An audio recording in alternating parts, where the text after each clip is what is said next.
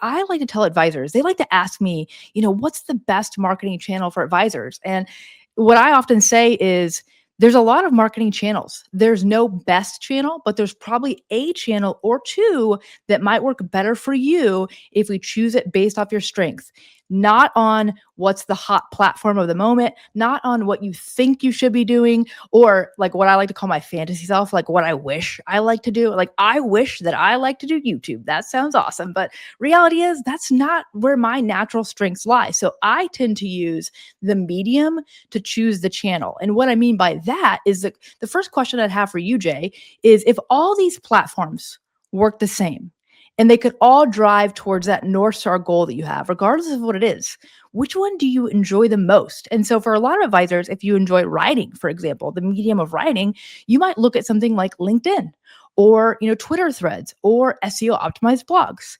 If you like speaking, you might consider a platform like podcasting or in-person workshops, maybe webinars.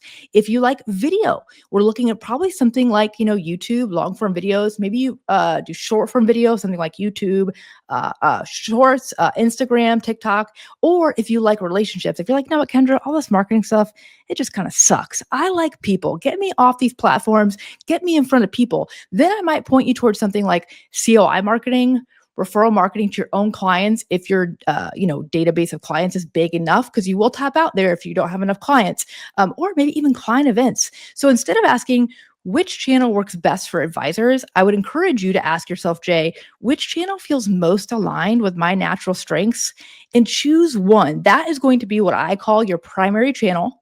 And then you're going to set everything else to the side. And we're going to build your entire marketing funnel around that primary channel. So I go through this a lot with advisors. I get a lot of pushback. I'm happy to do it because I also find that when an advisor comes in and they speak to us on the show, or I talk to them behind the scenes, and I just say, guess what?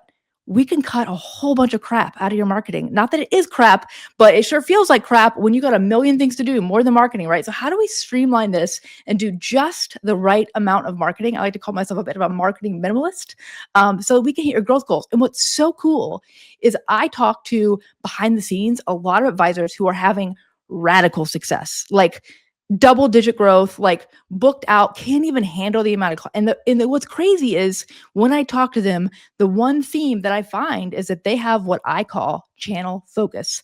They have chosen a channel aligned with their strengths and they go all in, and then they build a marketing funnel around that.